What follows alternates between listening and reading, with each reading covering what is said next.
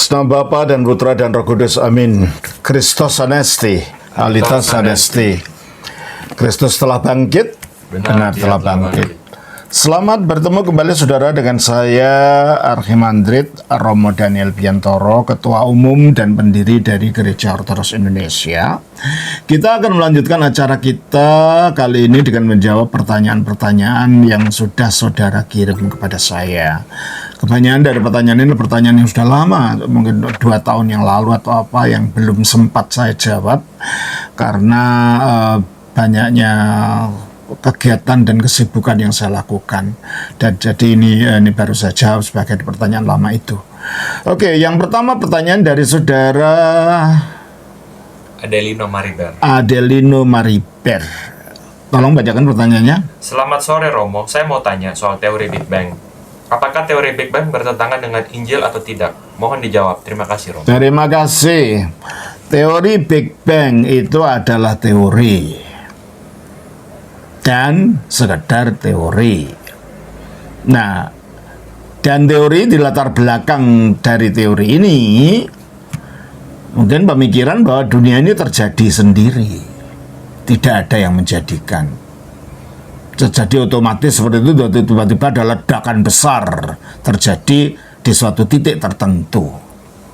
Nah, kalau itu yang menjadi latar belakang pemikiran yang membuat teori ini, maka itu tentunya bertentangan dengan Injil, karena Injil mengatakan bahwa segala sesuatu diciptakan oleh Allah melalui firman-Nya. Coba kita baca di dalam Kejadian 1 ayat 1. Pada mulanya Allah menciptakan langit dan bumi. Jadi alat dan langit dan bumi itu ada yang menciptakan. Ya, kita tidak mempunyai asumsi dari pemikiran bahwa tidak ada Tuhan, dari pemikiran ateis. Injil tidak mengasumsikan tidak adanya Tuhan. Injil mengasumsikan adanya Allah itu. Dan dalam Kejadian 1 ayat 1 dikatakan pada mulanya Allah menciptakan langit dan bumi. Dan oleh Injil ditegaskan lagi bahwa penciptaan itu dilakukan melalui firman Allah. Coba kita baca dalam Injil Yohanes 1 ayat 1 sampai 3. Pada mulanya adalah firman, firman itu bersama-sama dengan Allah, dan firman itu adalah Allah. Oke. Terus? Ia pada mulanya bersama-sama dengan Allah. Segala sesuatu dijadikan oleh Dia, tanpa Dia tidak ada sesuatu pun yang telah jadi. Segala sesuatu dijadikan oleh atau melalui Dia. Jadi Allah menciptakan segala sesuatu yang dikatakan di dalam Kejadian 1 tadi, itu menciptakannya melalui firman. Dan tidak ada segala sesuatu yang terjadi, artinya tidak ada pada benda-benda yang kita lihat termasuk dari kita sendiri ini, tidak ada segala sesuatu pun yang telah jadi yang tidak dijadikan oleh Dia, oleh Allah melalui firman-Nya. Berarti kalau Allah menciptakan melalui firman-Nya, maka dunia ini tidak terjadi secara tiba-tiba ada ledakan kemauannya sendiri. Tidak ada rencana Allah menciptakan itu. Dan firman itulah yang akhirnya jadi manusia, namanya Yesus Kristus.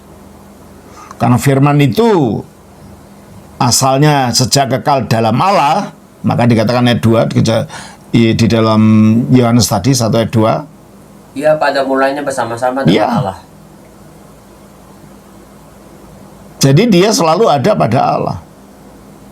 Ketika pada mulanya dunia itu diciptakan, Dia sudah pada Allah, karena melalui Dia dunia ini diciptakan.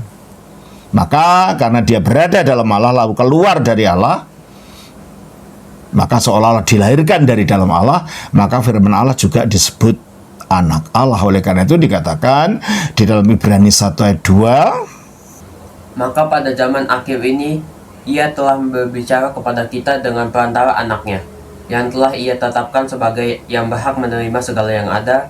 Oleh Dia Allah telah menjadikan alam semesta. Oleh Dia, oleh anak ini, yang anak itu adalah firman tadi, Allah telah menjadikan alam semesta. Dan ketika firman itu jadi manusia, namanya Yesus Kristus.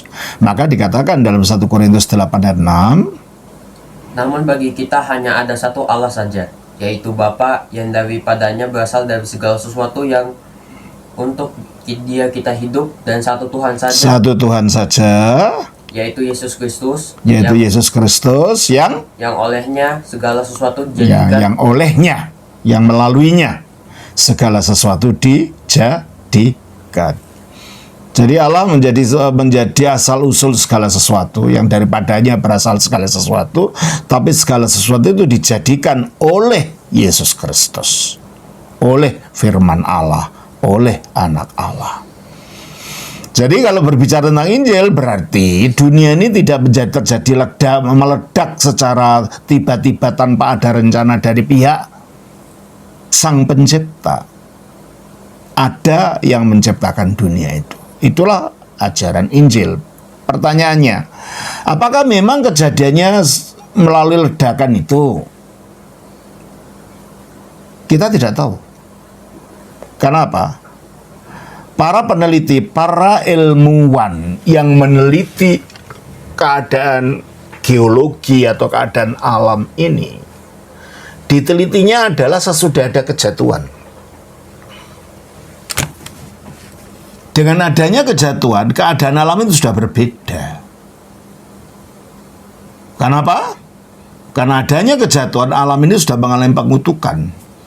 Sehingga apa yang digambarkan keadaan manusia sebelum jatuh, itu kita tidak tahu gimana sih sebenarnya. Coba kita baca dalam Kejadian pasal 3:17 sampai ayat yang ke-18. Lalu firman-Nya kepada manusia itu, karena engkau mendengar perkataan istrimu dan memakan dari buah pohon yang telah kuperintahkan kepadamu, jangan makan daripadanya, maka terkutuklah tanah. Terkutuklah tanah. Jadi lingkup dunia di mana manusia tinggal. Alam semesta itu mengalami kutuk, sudah tidak seperti awalnya ketika diciptakan. Gimana bentuknya terkutuk itu? Teruskan. Karena engkau dengan bersusah payah engkau akan mencari Maka rezekimu. adanya kesulitan dalam kehidupan. Dengan bersusah payah engkau akan mencari rezekimu. Adanya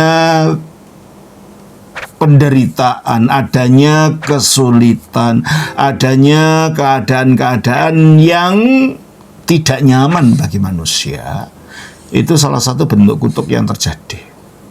Berarti keadaan manusia sudah berubah, berarti keadaan alam sekitarnya pun berubah. Teruskan. Dari tanah seumur hidupmu, semak duri dan rumput duri. Dan itu pun ketika kita sulit mencari kehidupan, yang ditemui adalah semak duri dan rumput duri, itu simbol daripada penderitaan. Karena itu semak duri dan rumput duri itu dapat menimbulkan luka, berdarah, sakit. Dan itu simbol daripada segala macam kejahatan-kejahatan yang muncul di sekitar kita akibat telah berubahnya keadaan alam ini. Terus? Yang akan dihasilkannya bagimu. Terus? Dan tumbuh-tumbuhan di padang akan menjadi orang akhirnya harus melari ke padang untuk mencari makanan, tidak bisa duduk di meja makanannya datang sendiri. Berarti harus keluar, harus mencari makan. Dan itu nanti di luar itu, karena banyak orang yang lain juga mencari makan, terjadi kompetisi. Nah, inilah timbulnya peperangan, timbulnya kesakitan, dan macam-macam yang dulu tidak ada. Dan dengan berpeluh engkau akan mencari makanan. Nah, dengan berpeluh, dari peluh itu mendapat kecapean, kelelahan, dari situ munculnya penyakit. Akhirnya timbulnya penyakit sana-sini yang berpuncak pada sampai engkau kembali lagi menjadi tanah. Berpuncaknya pada kematian. Sebelum kejatuhan tidak ada semua ini. Dan yang diselidiki oleh para ilmuwan itu bukan kita menyepelekan penyelidikan para ilmuwan. Tetapi kita harus sadar sebagai orang Kristen, kita tahu yang diselidiki adalah dunia yang telah jatuh. Sehingga kesimpulannya tentu saja tidak dapat dikatakan persis seperti kejadian dunia belum jatuh.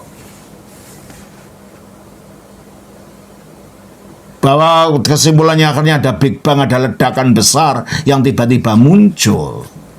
Itu adalah kesimpulan daripada mempelajari geologi, mempelajari keadaan alam, mempelajari benda-benda organik dan non-organik, astrologi dan macam-macam, yang semuanya itu adalah keadaan yang sudah jatuh. Ya tentunya akhirnya kesimpulannya itu kesimpulan keadaan yang diandaikan oleh keadaan yang sudah jatuh itu.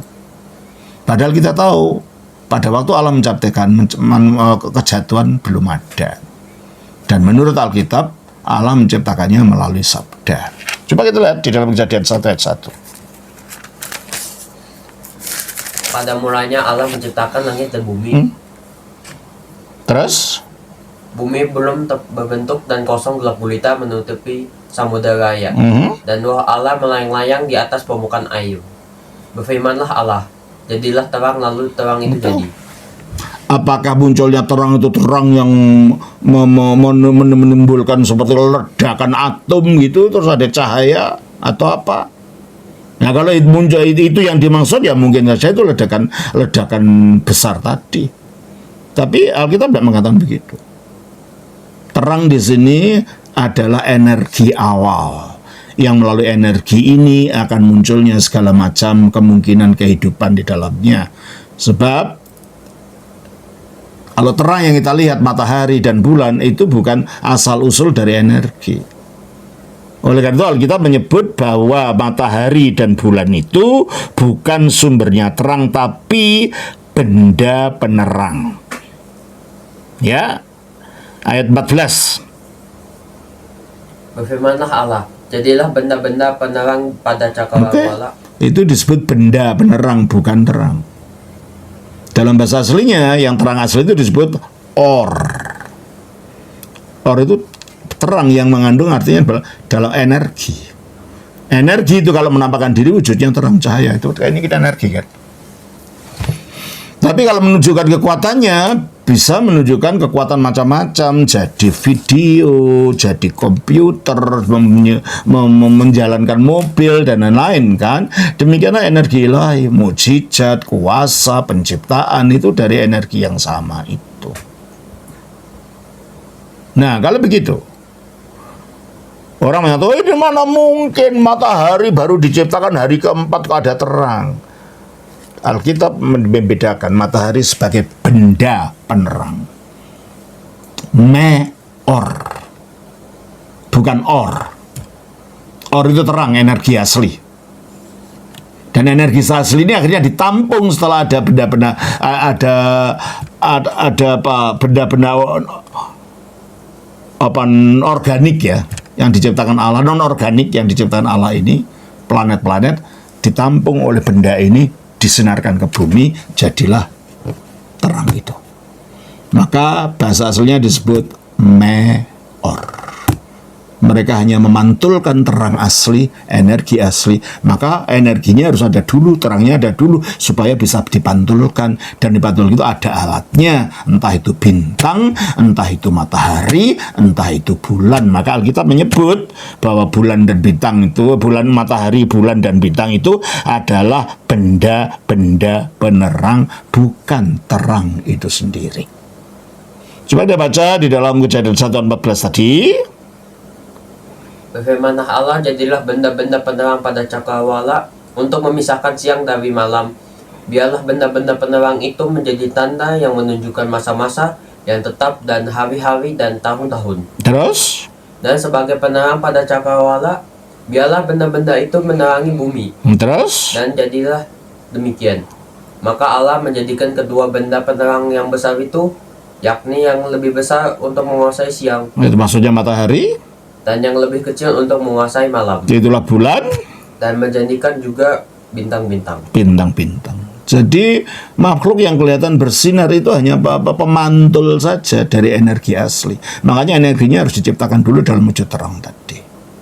Apakah diciptakannya energi awal yang berbentuk terang ini itu yang menyebabkan ledakan? Kita tidak bisa menentukan. Mungkin saja. Tapi kalau Alkitab yang kita rujuk mengenai bagaimana dunia diciptakan dalam keadaan seperti yang digambarkan di sini. Itu mungkin saja ada ledakan besar, tapi kita tidak tahu. Dan kalau ada teori ledakan besar pun, itu teori yang didapat dari kesimpulan penyelidikan empiris terhadap benda-benda yang sudah jatuh ini. Jadi bagi kita, yang jelas dunia tidak terjadi dari dirinya sendiri, seperti dikatakan oleh orang liberal, oleh orang ateis. Dunia terjadi karena ada yang menciptakan, ada yang mengendai, dan dengan suatu tujuan. Saudara Adelino Mariber. Saudara Adelino, saya kira itu jawaban dari saya. Semoga bermanfaat. Tuhan berkati. Shalom. Nama Bapa, Putra, Roh Kudus. Amin.